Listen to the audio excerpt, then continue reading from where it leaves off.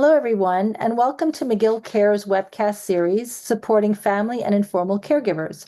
I'm Claire Webster, a former caregiver, certified dementia care consultant, and founder of McGill University's Dementia Education Program. I work with a dynamic team of leading healthcare professionals to oversee the program, who include Dr. José Moret from the Division of Geriatric Medicine and Dr. Serge Gauthier, Professor Emeritus, formerly of the McGill University Research Center for Studies in Aging. McGill Cares is supported by the Amelia Saputo Community Outreach for Dementia Care. The McGill University Dementia Education Program offers a comprehensive range of free resources to educate and support persons living with dementia, family and informal caregivers, healthcare professionals, medical students, and the public at large.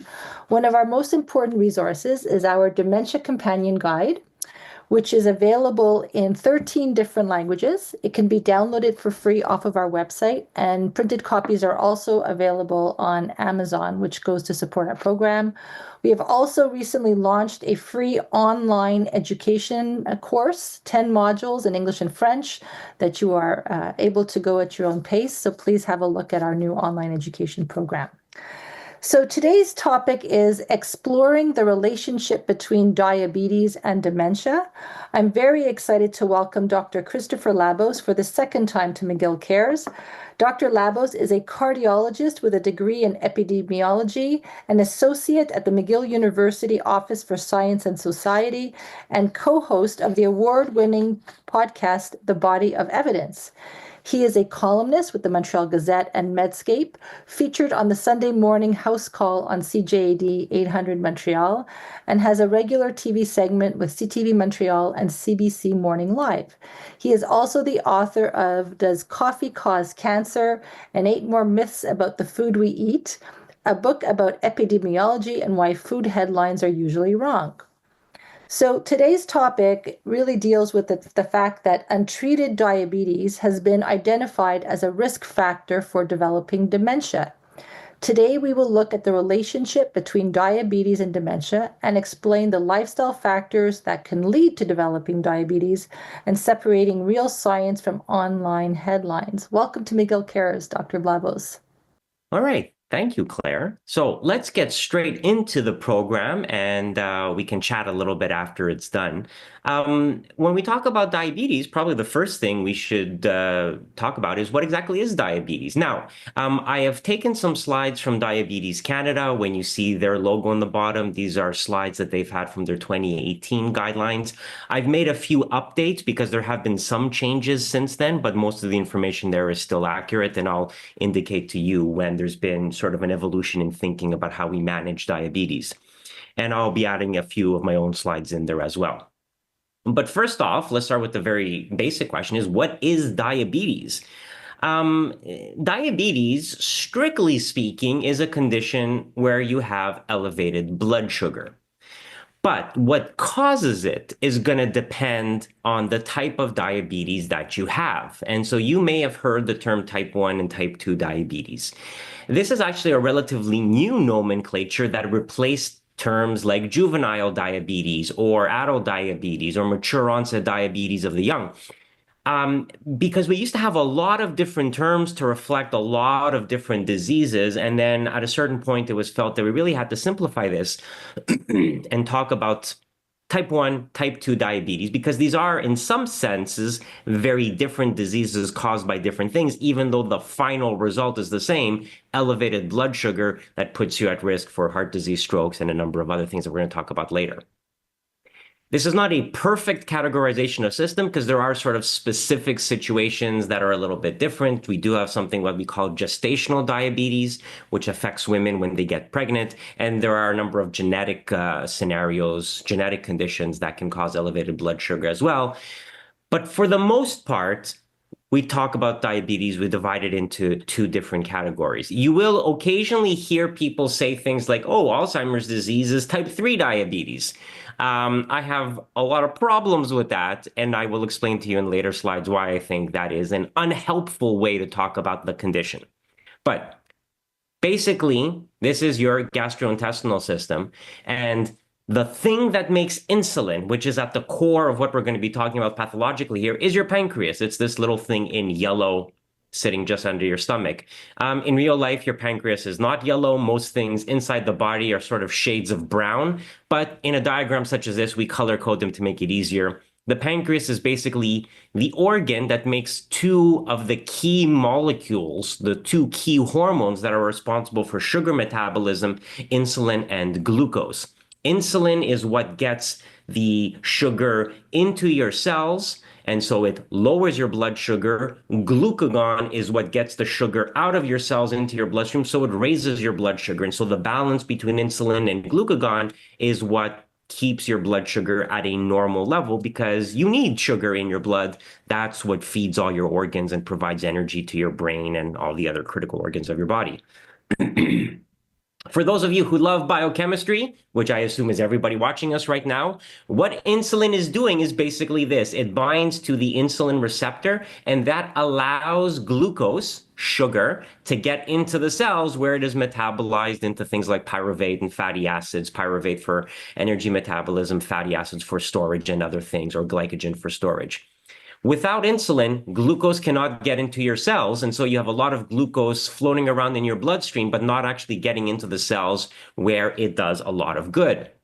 And so this is what type 1 diabetes is. When we talk about type 1 diabetes, what we used to refer to as juvenile diabetes, it is when something happens to your pancreas and your pancreas just does not make insulin anymore. So you have no insulin, you can't get the sugar into your blood cells.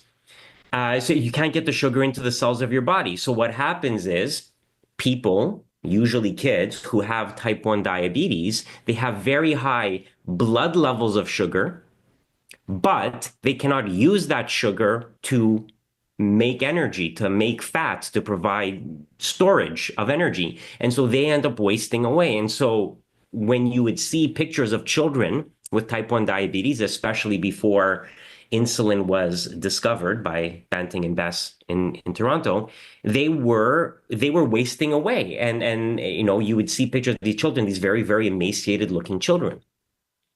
That is different from type 2 diabetes, where your pancreas is completely fine, where your pancreas is making insulin.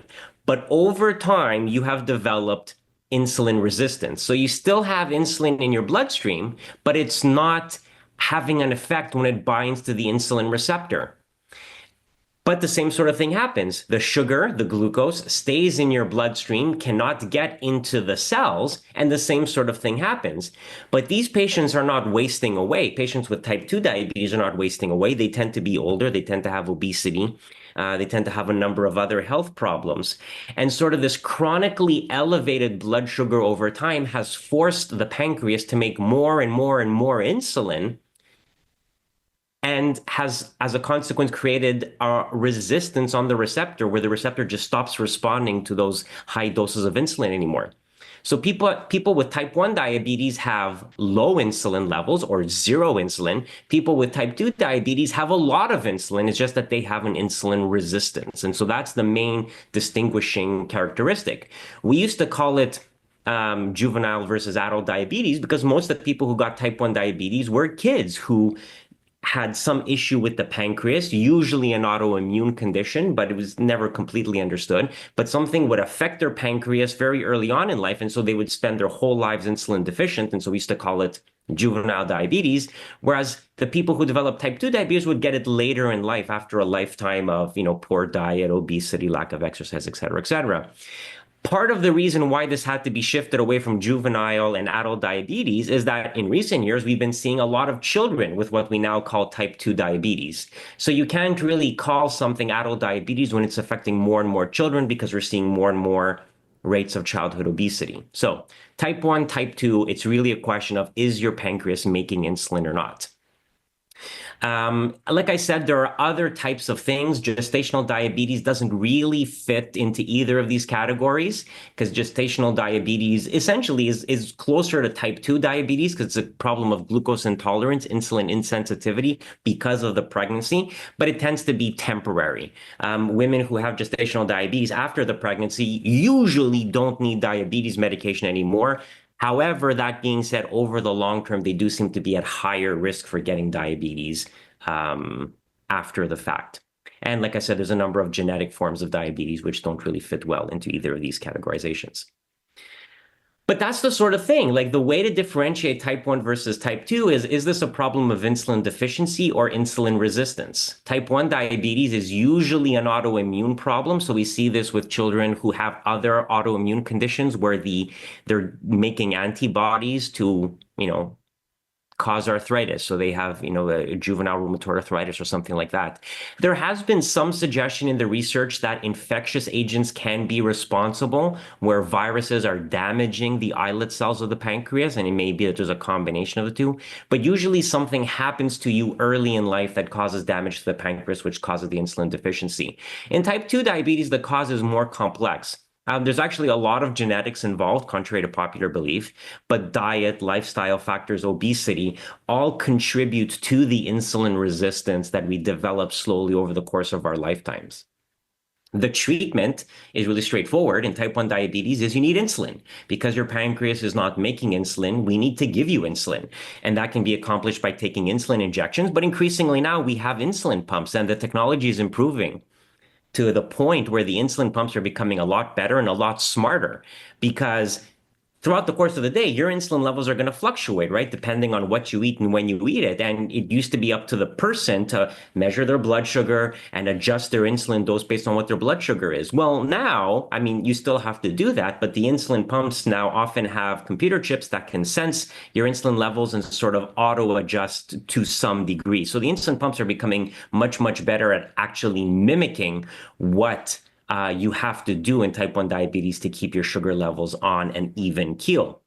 With type 2 diabetes, we can use insulin, and we did for a very, very long time, but there are actually a lot of new medications out there that are actually really effective and have a lot of cardiovascular benefits. And so we'll talk about that when we get to the treatment section. So we are sort of moving away from insulin for the treatment of type 2 diabetes, although it still has to be done. How do you prevent it? Well, for type 1 diabetes, I mean, not to be morbid, but there's really not much that you can do. If you're going to get it right now, there is no clear prevention strategy that you can do. And it's, I mean, I hesitate to say bad luck, but that is part of it. Whereas with type 2 diabetes, again, a lot of it is genetic. We shouldn't underplay the importance of genetic factors. But a lot of it is under your control. And so a lot of what we can accomplish with lifestyle factors and frankly, early treatment, right? Treating people early before it gets very, very bad. That's going to make a big difference. And so when we talk about cures, when we talk about cures for diabetes, it is really about sort of treating somebody to the point where you improve their lifestyle factors, that they don't have insulin resistance anymore and don't need as many or possibly even any medications to get their blood sugar down to a normal level. Because the whole goal is to normalize your blood sugar. And if you can do that without medication, so much the better. If you need medication to make it happen, then you go ahead and do that. Is diabetes reversible? Well, the answer with type 2 diabetes is yes. And when we start talking about Ozempic and some of the newer medications, there's been proof that you can frankly reverse diabetes. You see the same sort of thing with a gastric bypass surgery, which is accomplishing through surgery what is being done now with medications. But yes, you can essentially quote unquote cure somebody with type 2 diabetes by improving their risk factors to the point where they don't need medication anymore. That is a totally true thing that happens. For type 1 diabetes, there really is no cure per se. There is research work being done about transplanting the beta islet cells of the pancreas so that the pancreas can start making insulin again. That's not obviously something that's going to be widely available for some time yet, and yet there is hope that at some point in the future we could potentially cure type 1 diabetes as well. But that's going to be a really, really different thing. It's really going to be about getting the pancreas to start making insulin again, which is going to require some sort of, advancement in transplant medicine. So the question becomes, okay, so type 1 diabetes is sort of its own separate thing for the people watching us now, which, is going to be most adults in Canada. who should get checked for diabetes? Now, these are the official recommendations from Diabetes Canada. Screen every 3 years in people over the age of 40. Screen earlier if you have additional risk factors. Okay. The reality is most people, if you're going to your doctor, and I realize having a family doctor is a bit of a luxury these days, which is a conversation for a whole different webcast. But if you have the luxury of having a family doctor, and you're going for sort of your regular blood test, which should probably happen once a year. More than that is a little bit excessive. But if you're going once a year, I would be shocked and astounded if your doctor was not checking your blood sugar on a regular basis. So yes, you have official recommendations about how often frequent, your blood sugar screening should be. The reality is most people who are having regular follow-up are probably getting it checked all the time. And so it's becoming increasingly unlikely that you would be undiagnosed as having diabetes, with the asterisk being that if you don't have a regular doctor, then that's going to be a problem. Now, the question becomes how? How do we check for diabetes? Well, there's two things that you can do. You can start with FPG, which starts for fasting plasma glucose and or hemoglobin A1C. So let me explain to you what these things are. A fasting plasma glucose is very straightforward. It's your sugar level when you're fasting, meaning you haven't eaten. So before you're going to eat a meal, right? Because your blood sugar is always going to fluctuate. So before you eat your meal, what is your blood sugar? Because your blood sugar is obviously going to spike the minute you start eating, right? It's going to shoot up to very high levels, then eventually come down. So you want to measure blood sugar on an empty stomach, which is why we would often tell people, that's changed recently, we're going to get to that, but we would often tell people, go do your blood tests first thing in the morning before you had breakfast, partly so that we can measure a fasting plasma glucose. In recent years, and I say recent, we're talking like a couple of decades at this point, I think, we've been using something called hemoglobin A1C. So what is hemoglobin A1C? Hemoglobin A1C, simply put, is hemoglobin. You know what hemoglobin is. It's the thing in your red blood cells that carries oxygen. The sugar that you have in your blood is actually going to bind to hemoglobin. And so the percentage of hemoglobin molecules that have sugar on them is going to be a reflection of how much sugar is floating around in your bloodstream. And because hemoglobin, red blood cells, typically last for about 3 months in your body before they're broken down, the hemoglobin A1C is actually giving you an average of what your blood sugar is over the past 3 months. And there's been a growing trend to rely more on hemoglobin A1C, at least in the people that I talk to, because you are immune from these fluctuations that you're going to see from one day to the next and 1 hour to the next. And of course, if you can avoid having people to do a fasting blood test, you can have them do non-fasting blood tests at any point in the day. It's more convenient for people. People can eat because the hemoglobin A1C is not going to be affected by whether you had breakfast or not that morning, right? It's a 3-month average. So it makes it easier for patients. They can go at any time. They don't have to worry about not having eaten. They can, keep taking their medications as per usual. And frankly, it makes it a lot easier for the blood testing centers as well. I don't know how many of you remember what used to happen at the blood testing centers where you would go and you would have a line going out the door, around the block, and people would be waiting for hours. And it was a bit nuts. So the fact that you can space these appointments out throughout the day has made things a lot easier for people. And yes, of course, we have issues about, it's harder to get appointment these days for a lot of other reasons, but at least that has simplified things. So basically, if your fasting plasma glucose is less than 5.6, and if your hemoglobin A1C is less than 5.5%, that is considered normal. That's ideal. If I was to test myself or you or most of the people listening to us right now, you'd probably fall in this range. The minute your fasting plasma glucose gets above 7 or your hemoglobin A1C gets above 6.5%, that's what the definition of diabetes is. All right. So that's what the threshold is. Now, the eagle-eyed amongst you have noticed, hey, there's a bit of a gap between those two numbers. What about the people in the middle? So this is where you get terms like, at risk for diabetes or pre-diabetes or these are the people who have blood sugars that are probably higher than normal, but not quite at the threshold where we wouldn't want to start treating yet. I don't really like using the term pre-diabetes. I understand why it exists. It reflects the fact that blood sugar exists on a continuum. It's not dichotomized. But, it is, I think, also an indication that maybe you want to start telling somebody like, hey, you know what, you're not in the tip-top shape. Maybe you need to start looking at your lifestyle factors. If there is, some ambivalence, they do put a little asterisk here to say, consider getting an oral glucose tolerance test. And if you don't know what this is, this was a test where they would make you drink this sugar slurry, and then they would measure your blood sugar, immediately before and then immediately afterwards to see how well your blood sugar would spike and whether you could curb and come down to normal quickly. These are still done in certain situations, but in a practical sense, you don't see this used that much anymore just because it's very, very cumbersome, although it's still, maybe occasionally used in some circumstances. So all this to say, this is what the diagnosis of diabetes is: a fasting plasma glucose of 7, a hemoglobin A1C above 6.5, or if you are going to use an oral glucose tolerance test or a random plasma glucose, meaning you're just measuring your sugar at any point during the day, if it's ever over 11, then that's a sign of diabetes.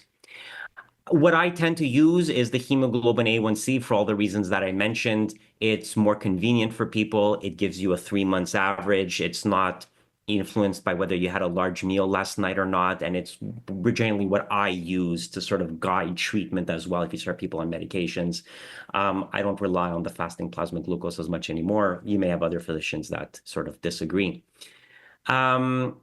The one thing also to keep in mind is that, a single abnormal test result shouldn't give somebody the label of diabetes. Now, if it's truly, truly abnormal, if you come back and somebody's blood sugar when they come into hospital is like 25, which I've seen, okay, that's probably true, assuming that there was no sort of underlying reason, like they didn't have a massive infection or something.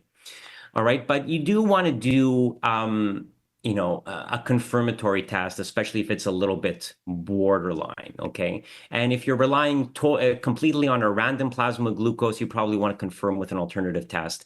And I really do like the hemoglobin A1C for one reason. It's not going to be thrown off by stuff, except for one situation when the hemoglobin A1C might not be accurate.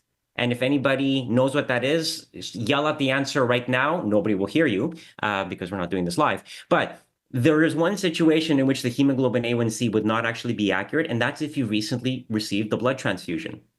Because in that circumstance, the hemoglobin in your blood is not your own, right? So barring that rather unique situation where you recently got a blood transfusion, that's probably the one that's most reliable because it's giving you that average over time. And let's be honest, not everybody's perfect all the time. People have good days and bad days. And so that's part of the reason why we talk about confirmatory testing. Don't rely on a single result, especially if it's a single fasting or a random plasma glucose. This is just reiterating the thresholds that we talked about. You will hear terms like pre-diabetes, impaired glucose tolerance, and impaired fasting glucose. We tend to use these terms interchangeably. It kind of depends which test you are using, right? If you're using A1C, we talk about pre-diabetes. If you're using the glucose tolerance test, it's impaired glucose tolerance. If you're using the fasting plasma glucose, it's impaired fasting plasma glucose. So these are why these terms are used. The fact that there is some confusion about them is partly the reason why I don't like using them that much. But if you ever wanted to know why are there so many different terms for the same thing, that's because it depends on which test you're using to make the diagnosis of diabetes. In most cases, most people use hemoglobin A1C, which is why you hear more and more about pre-diabetes as opposed to the other two. I write extensively for the Montreal Gazette. Part of the reason why I like hemoglobin A1C, and it's reflected in the headline here, is that there's probably not much value for type 2 diabetics to check their blood sugar with finger pricks. And the reason is we use hemoglobin A1C. Right? The main reason to use finger sticks to check your blood sugar was really in the days when we were giving people insulin. So a type 1 diabetic obviously has to keep checking their blood sugar. And now there are continuous blood sugar monitors that you can wear all the time. But it's really about checking your blood sugar so you could adjust your insulin dose. If you're taking oral medication once a day, the thing about checking your blood sugar by doing the finger sticks is that it doesn't actually give you any incremental information and you can't use it in any way. And these things are expensive, like the Lancets and the test strips. They do add up. They're about like $1 for each test, give or take, which is not trivial. And if you have insurance, then God bless you. But the point is, there is a reason why these are probably not really useful anymore. And that's why I like hemoglobin A1C. It basically obviates the need to do this. And it saves people a lot of time and money and hassle, which is why, again, unless you're a type 1 diabetic on insulin, probably no great value for checking your blood sugar. And again, for people who are interested, I've written more long-form articles about why fasting blood tests are becoming less routine. It's because we can use things like hemoglobin A1C that don't require you to be fasting. Also, fun fact, when it comes to cholesterol, There are newer cholesterol tests that also don't require you to be fasting. So it just makes it easier for you to get your blood tests. You don't have to have everybody sort of bottlenecking the system at 7 a.m. Okay, so that's the diagnosis of diabetes. Let's say you've been diagnosed. What do you do? Well, there's actually a lot to diabetes care, and so this is the mnemonic that Diabetes Canada came up with, which is kind of catchy: A B C D E S S S. So it's the A B C D E's of diabetes care. And the first one and the most important one is control your blood sugar, right? That's what this is all about. It's about get your blood sugar down. And we'll talk about lifestyle stuff, shortly. Again, this is geared to a medical audience. So when you see somebody who has diabetes, treat them. If you want to give them a chance at lifestyle factors first because their blood sugar is not that elevated, that's fine. That's perfectly appropriate. And we'll talk about exercise and healthy eating. But the point is, you've got to treat diabetes. It is really, really important. If you don't, that's when people get the long-term complications like losing a toe and going blind. Things we don't see that much anymore because we treat diabetes. But the point is, get the hemoglobin A1C down, and the number that we usually use is 7%. So if you have diabetes and we can get your blood sugar down to under 7%, that is pretty good. That is the target. That's the number that everybody is happy with. Okay. And most adults with type 1 or type 2 diabetes should be under 7%. You can, in theory, be more aggressive. Because remember, I said our normal blood sugar was, our normal hemoglobin A1C was 6.5, right? So I'm like, why are you only targeting 7? Why not getting people down to normal? The worry is the risk of hypoglycemias. Now, if you are at low risk for hypoglycemia because you're not on insulin, you're not taking medications that lower your blood sugar, or if you're a particularly high risk individual because you're at high risk for retinopathy or chronic kidney disease, you can be more aggressive and try to get to below 6.5. The reality is most of us are very, very happy with a hemoglobin A1C under 7, which means your blood sugar is pretty well controlled. If you are a older adult, there is an argument that we can be a little bit more permissive because again, medications are not benign. They are expensive. They have side effects. So if you have an older adult with multiple comorbidities who's at higher risk for hypoglycemia as older adults are, especially if they have a limited life expectancy, maybe you don't have to be as aggressive, right? You can tolerate a hemoglobin A1C of 7.2, 7.3, 7.5. I will tell you that my argument is we have so many good medications out there now that I think we can actually achieve target in most people. But just a reflection that you have to, treat the patient sitting in front of you. And, if the goals of care are not about aggressive management, then you should respect the patient's wishes and understand that we can be a little bit more permissive. But with blood sugar, you want to get as low as you can without causing a hypoglycemia because hypoglycemias are very bad as well. Okay. Now, when you're trying to choose which medication you're going to pick, you have to look at a number of different things. One is, what is the risk of hypoglycemia? Okay. And does the patient have kidney disease? Do they have cardiovascular disease? Do they have heart failure? That's really going to affect which medication you pick because 30 years ago, we were pretty limited in terms of our treatment for diabetes. We had maybe metformin and, maybe a sulfonylurea. Now we have an embarrassment of riches in terms of the number of medications that are available. And so you really have to start thinking which is the best medication for that particular patient. And I'll just skip ahead. We're not going to go through this table. I have a much more simplified thing, but this is basically to show you the different classes of medications that are out there and what are the issues with them. I mean, insulin, a long time, classic in the treatment of diabetes, is associated with hypoglycemias and it causes you to gain weight. So you have to worry about that. Same with some of these sulfonylureas, right? Whereas other ones, some of the newer agents like the GLP-1 receptor agonists, you don't see very much hypoglycemia. And they are very good at lowering hemoglobin A1C. And some of them have cardiovascular benefits, but some of them are a lot more expensive, right? Insulin is actually pretty cheap, barring what's happening in the US right now, where insulin prices are soaring for unclear reasons, at least to me. But, you have to weigh cost and efficacy of medications against the side effects. So skip ahead of this. The thing to remember is that not all these medications are indicated or safe if you have kidney dysfunction. And because renal failure is one of the main consequences of untreated diabetes, you have to be very mindful of what somebody's renal function is when you're choosing a medication. Some of these medications are safe to use in renal failure. Some of them are even beneficial in renal failure, but depending on what your GFR is, so for people who don't know what GFR is, it's glomerular filtration rate. It's an estimation of how much blood is being filtered through your kidney per minute per body surface area.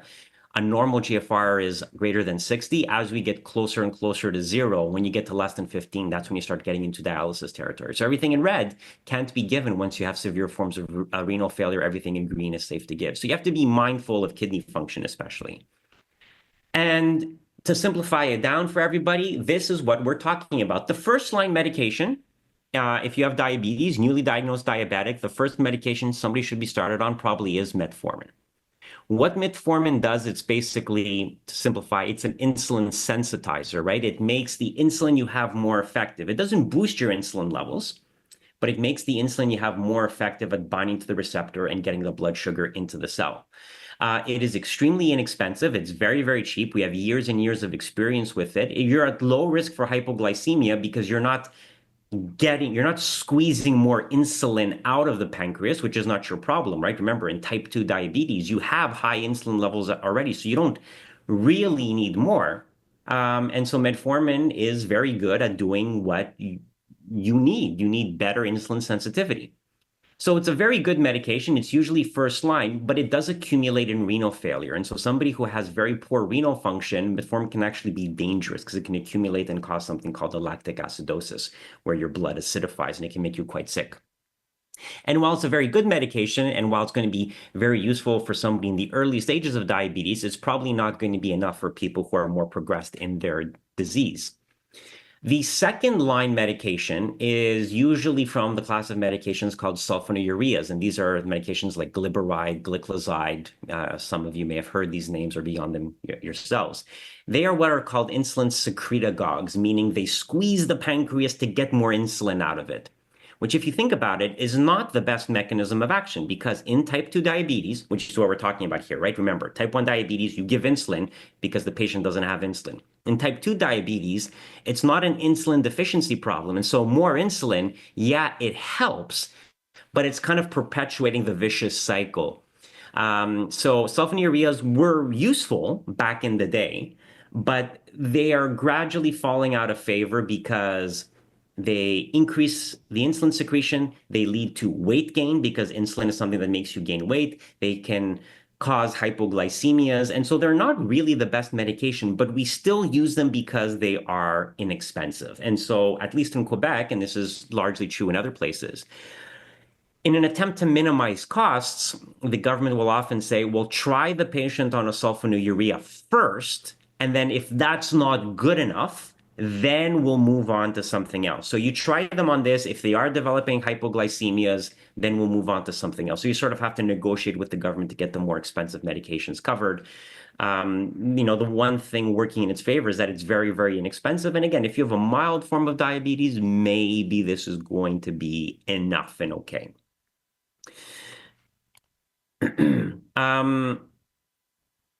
There we go.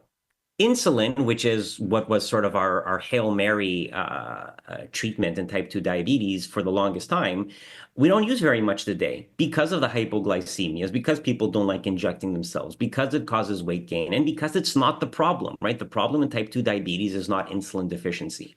And so insulin has been used and is still used in some patients who are very, very hard to control.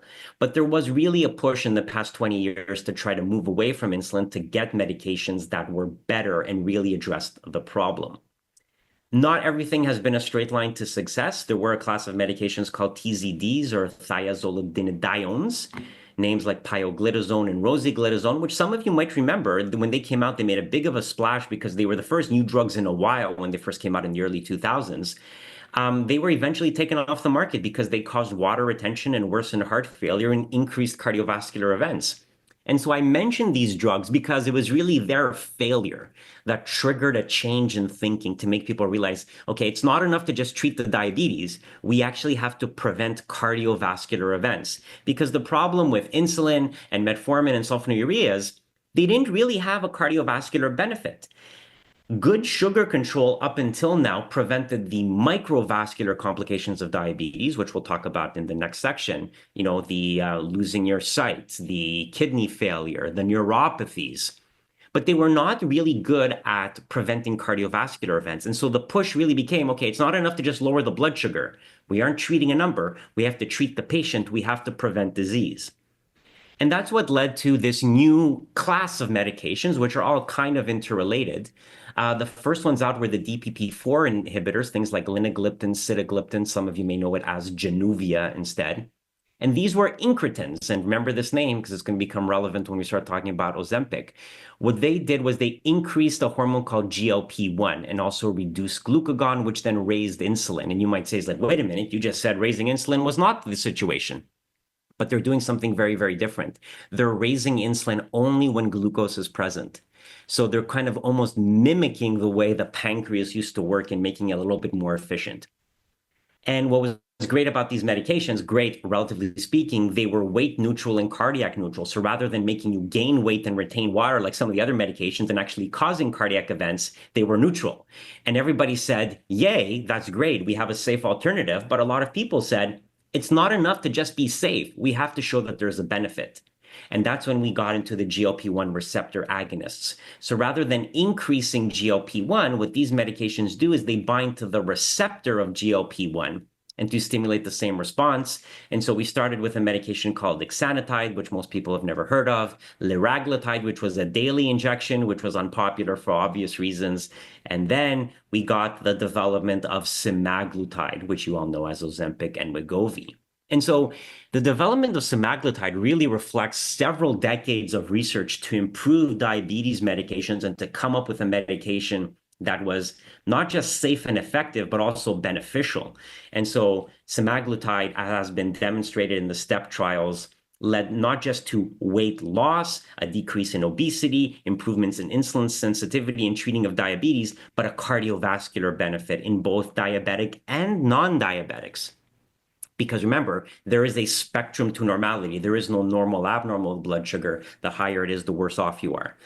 So, when people say Ozempic is a new drug, we don't know what the side effects are. That's true to an extent, but it really is the culmination of several decades of research. And I think the benefits are clear. I've written multiple articles for the Gazette about Ozempic. So if anybody's interested, just go search them. They're all free online. The final class of the problem with Ozempic is number one, the cost. It's the injections, which again, a lot of people don't like. And there are side effects. Ozempic does cause a lot of nausea at the beginning of treatment. And so you have to realize that if you're going to start it, you have to be prepared for that side effect. And you have to be ready to increase the dose slowly over the course of many, many weeks to minimize the impact of the side effects. It is doable. And I've had patients who could not tolerate it and had to stop, and that was fine. And I've had a lot of patients who, for whom it was very effective. They lost like 30, 40 pounds on this, which if you can go from 270 to 220, yeah, maybe you're not fitting in the same jeans that you were wearing in high school, but going from 270 to 220, that's the difference between being unhealthy to healthy. That is a significant impact, right? And that's the other point. Again, I don't want to talk just about Ozempic. The point about Ozempic is not about aesthetics. We're not trying to make people thin.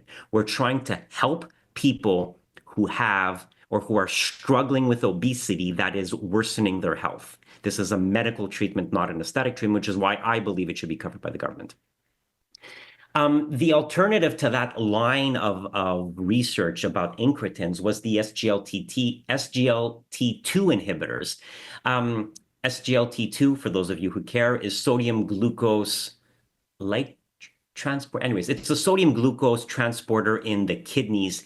And what it's basically doing is that inhibiting that enzyme makes you secrete secrete sugar in your urine. So you're basically wasting away sugar in your urine, which normally was a bad thing, right? Again, back in the day, we would do like urine analysis to see if there was sugar in the urine. That's how we would detect diabetes in people. We still do it, but frankly, we do blood tests now. But that's what you're doing is like basically you're getting rid of the sugar you have in your body by peeing it out. There's a downside to that because of the excess sugar in the urine. You are going to be more at risk for urinary infections and yeast infections. That is a side effect that you have to warn people about. But the SGLT2 inhibitors are sort of rivaling Ozempic in terms of its benefit. It's not as good for weight loss, but there is a weight loss component to it as well. But it has a lot of cardiovascular benefits for reducing cardiovascular disease and heart attacks, but also because it has a diuretic potential, because you are losing sugar and water in your urine, it actually helps reduce the symptoms and hospitalizations from heart failure. It also has kidney protection. There are people in nephrology circles who call themselves flozinators because of the acronym of the medications, empagliflozin, canagliflozin, so they call them flozinators. There's one nephrologist in Ottawa, he calls himself the flozinator in chief. So there's a lot of quirkiness about it, but these are very, very good medications. Again, a little bit expensive, often more amenable or more acceptable to patients because it is just an oral medication. But there's a lot of benefits to be seen from these medications. So that very long and very detailed analysis of diabetes treatment is basically to underscore is that this is how you treat diabetes now. Most people would agree you start with metformin. It's the cheapest and easiest one as long as your kidney function is okay. And then you add on as needed. And if you have a patient with cardiac disease, with kidney disease, with heart failure, you definitely want to start with either the SGLT2s or the GLP-1 receptor agonists, depending on, do they have insurance? Are they prepared to inject themselves? Do they also need to lose weight? Like, what are the issues there? And if you don't have any of these things, if you have diabetes and nothing else, you can probably get away with some of the lower risk stuff like the DPP-4 inhibitors or the sulfonylureas. They are frankly not as good, but we are always at the mercy of what the government is willing to cover. And so if you don't have insurance, costs unfortunately becomes a consideration. These medications are not cheap. And we do try to avoid insulin these days. The days when we would put people on insulin are rare. We do sometimes do it. If somebody's on 3, 4 medications and they're still not controlled, which does happen, that's a situation in which you might need insulin. But it's not unusual for people to need 3 or 4 drugs to treat their diabetes, especially if they've had diabetes for a very, very long time, right? So that is a thing that happens, just to be mindful of that reality. Oh yeah, this was an article. Again, you can see I do write about Ozempic a lot. I think there's a lot of misinformation about Ozempic. I do think it should be covered for weight loss. I fully acknowledge that, we can't start, spending left, right, and center because it is an expensive medication and you don't want people to abuse it. And there is abuse, right? There was a private clinic here in Montreal where you could basically log on. This is all virtual, right? Completely private. You would pay. You would just tell somebody, or you would type into a chat, I have obesity. Nobody would see you and they would just automatically send you a prescription for Ozempic. So you're basically paying to get a prescription. That's obviously abuse. We don't want that. We need it to be done. But there are people who would be candidates for Ozempic because they have struggled with obesity their whole lives and it's not being covered. It is covered if you have diabetes and you've failed all the other medications. So that's the algorithm where you start with metformin, then you add a sulfonylurea, then you add something else and you're still not controlled.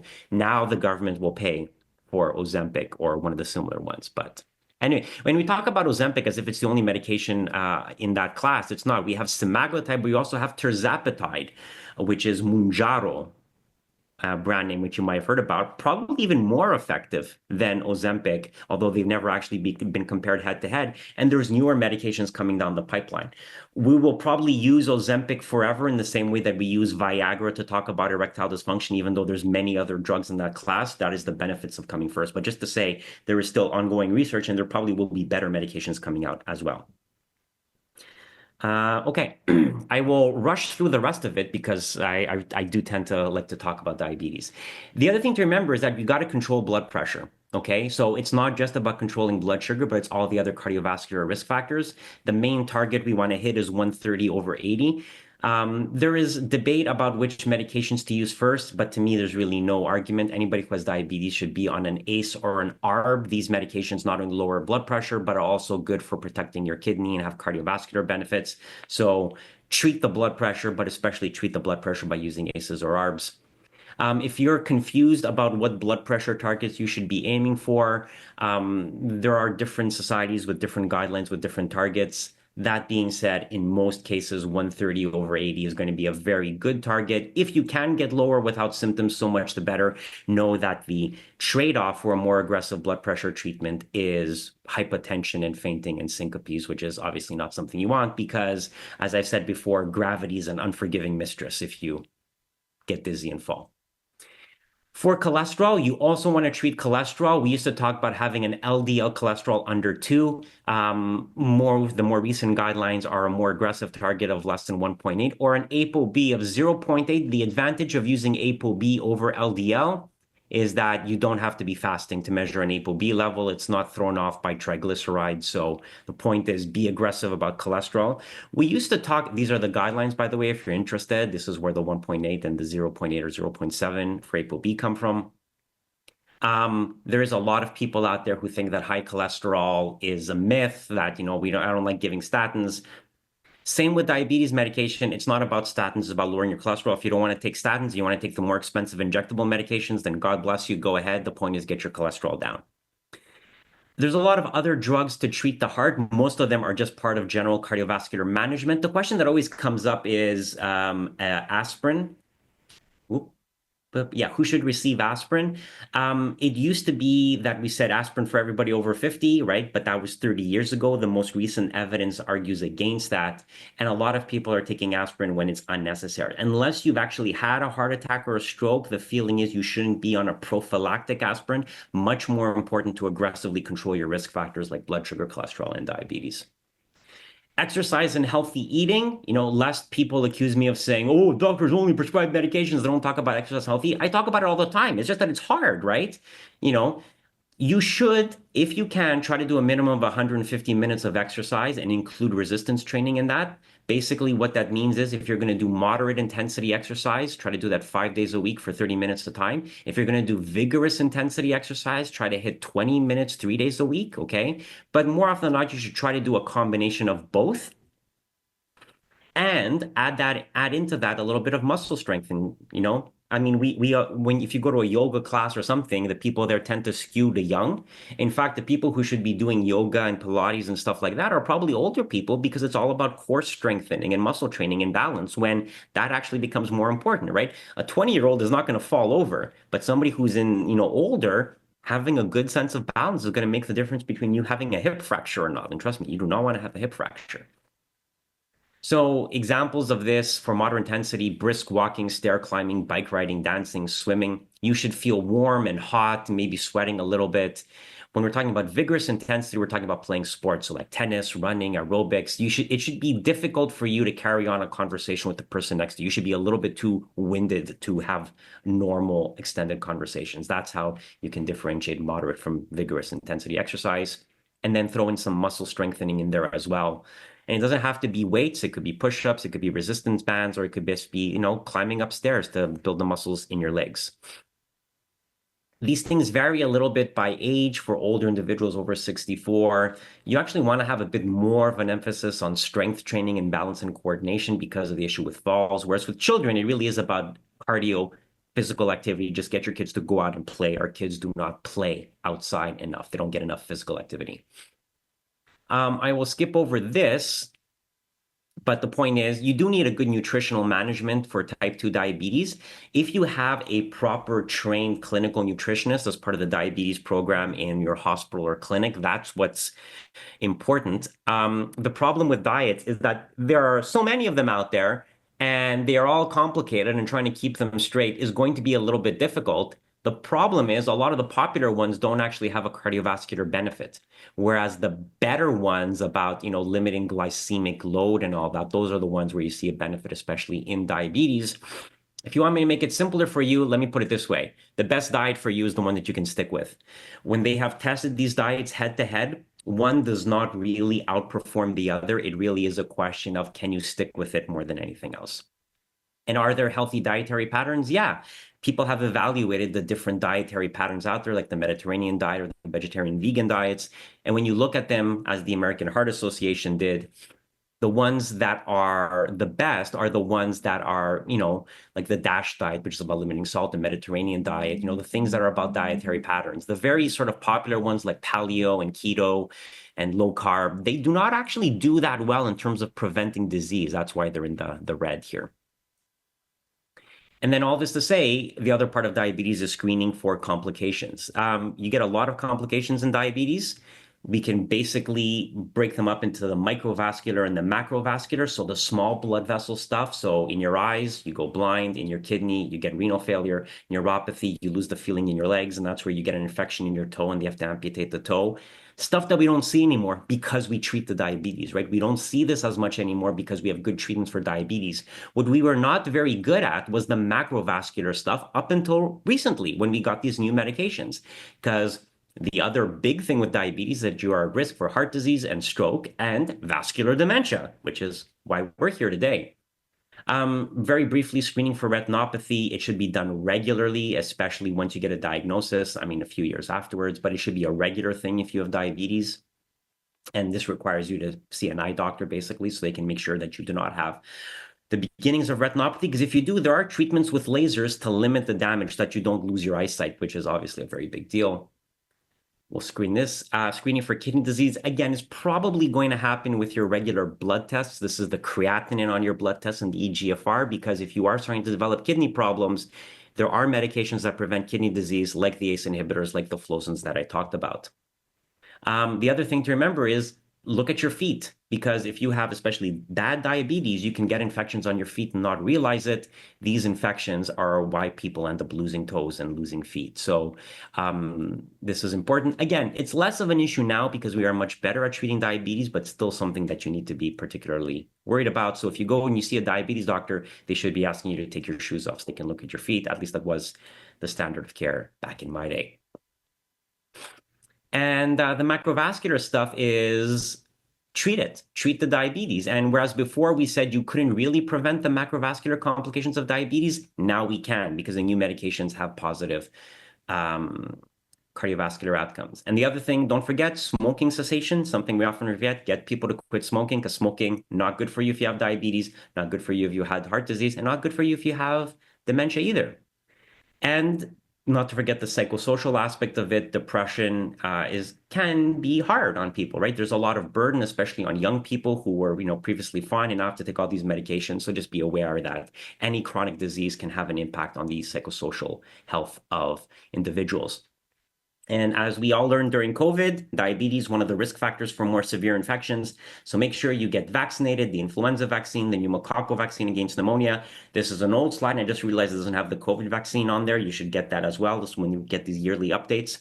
And remember to, keep up to date with your immunizations. The influenza vaccine is every year. The pneumococcal immunization, especially if you get Prevnar, probably going to be good for life, but the old one, the Pneumovax, had to be updated every 5 years. And diabetes and driving, usually not a concern unless you're somebody who has had severe hypoglycemia episodes. The danger there is that you could crash your car and injure somebody. So high blood sugar is obviously not good, but not going to make you lose consciousness. It's the low blood sugars, the hypoglycemias, which become an issue with regard to driving. Doesn't come up much, but something to certainly keep in mind.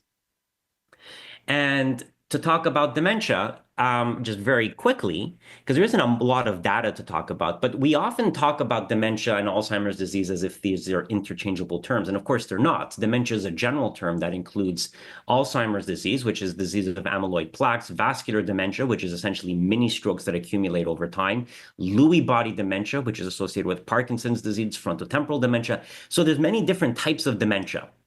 And the cardiovascular risk factors are most closely tied to vascular dementia, because obviously, if you prevent the stroke, you're not going to get vascular dementia. People have sometimes talked about dementia being type 3 diabetes. I do not like that for an obvious reason. It doesn't make sense, right? Insulin resistance is clearly involved in vascular dementia and actually does seem to have a role to play in amyloid plaque deposition as well. But to say that dementia is type 3 diabetes ignores the fact that we call diabetes type 1 and type 2 to refer to the fact of whether the insulin levels are high or low, whether it's a problem of pancreas malfunction and non-production, or whether it's a problem of insulin resistance. it's not a different type of diabetes, it's a consequence of diabetes. And so, very simply put, if we treat diabetes, we reduce the risk of dementia. The data for this, to be fair, comes from observational data, not really from randomized trials, because those are usually not endpoints that people will look at. But if you do look at the data, there is an indication that treatments with the new diabetes medications, because they are very effective, help not just with vascular dementia, right? Obviously, because you're preventing strokes, but also with Alzheimer's disease as well. So there's clearly a lot of benefit to be had here. It is still suggestive rather than definitive, but I think most people would agree that it's pretty clear that there's the benefit there. And while we may not have gold standard evidence that it makes a difference, I mean, treat diabetes. Like, you're going to be treating the diabetes anyways. There's going to be ancillary benefits to it. So there is a very clear link between diabetes and dementia. And, whether it's vascular or Alzheimer's disease, I think many of the same rules still apply. Thank you so much, Dr. Labos, for this incredibly comprehensive presentation. And I think what I appreciate the most of what you took the time today to really talk about the different types of treatments and medications. I find as a patient in the healthcare system, the doctor goes and prescribes a drug, and I never ask any questions about it, right? We just go and fill the prescription. So I really appreciate that you really spent a lot of time explaining to our viewers the different types of medications and the different side effects, to look for, because that never happens. Yeah, I know. Yeah. And these are questions that we just don't ask, right? Yeah. So I have the one question that stood out for me was when you were talking about Ozempic, you mentioned that it may have cardiac benefits for non-diabetic patients. What does that mean? Yeah, so they've done 2 sets of trials for Ozempic, or I should say semaglutide, because when you use it to treat diabetes, they call it Ozempic. When you use it to treat obesity, it's called Wegovy. They did 2 sets of trials. So the first trials were done in the diabetes patients because it was a diabetes medication, right? And that's where you saw the first evidence of the weight loss and the cardiovascular benefit. And then they said, hey, we have this medication that is really good at reducing weight. And with less obesity, you have less insulin resistance. It's probably going to benefit a lot of the people who don't have a diagnosis of diabetes, but are still at risk for it, right? Because they have insulin resistance, their blood sugar is probably higher, they have underlying risk factors. So they did a whole parallel set of trials in non-diabetic patients who were obese, and that's where you saw the weight loss, but also the long-term cardiovascular risk reduction. They gave it to patients with heart failure and saw improvements in heart failure symptoms, presumably because of the weight loss more than anything else, but fair enough. So it's the reason why we talk about Wegovy in the way that we do is because it's not just beneficial to diabetics. It's beneficial to people who even, who don't have diabetes, who just have obesity and who need it for weight loss or who have other cardiovascular risk factors. And again, that's probably because we have to put a threshold like hemoglobin A1C of 7%, right? Because you need a target. You need some way to decide when do you treat patients or not. But the physiology of the human body is more complex. Somebody whose hemoglobin A1C is 6.8, 6.9, yeah, maybe they're not diabetic. Maybe they're not going to qualify for treatment. And yet, if they have obesity, heart disease, and other risk factors, they're probably going to benefit. And that's what the trials were about. And that's what we showed. And that's why so many people have been rushing out to get Ozempic, Wegovy. It's because it is beneficial. And we've proven the point. Again, a lot of abuse from people trying to get it for aesthetic reasons. But if you're a high-risk patient, there's going to be a benefit to it, even if you don't actually have a label of diabetes. I think the overall message, looking at what factors can you implement in your lifestyle to try to prevent or reduce the risk of diabetes, is the same that we're using to what's good for the heart is good for the brain. Yeah. The 14 modifiable risk factors to prevent dementia list all of the same lifestyle factors. Yeah, it really is. And that's why I think somebody who's watching this is like, yeah, he's not really talking about dementia there, eh? But it really is the same. Like, the same rules apply. And here's the thing, they are so very, very fundamental. And so that's why I feel like a lot of people really get lost in the weeds when you start talking about nutrition, right? They're like, oh my God, should I do this? Should I do that?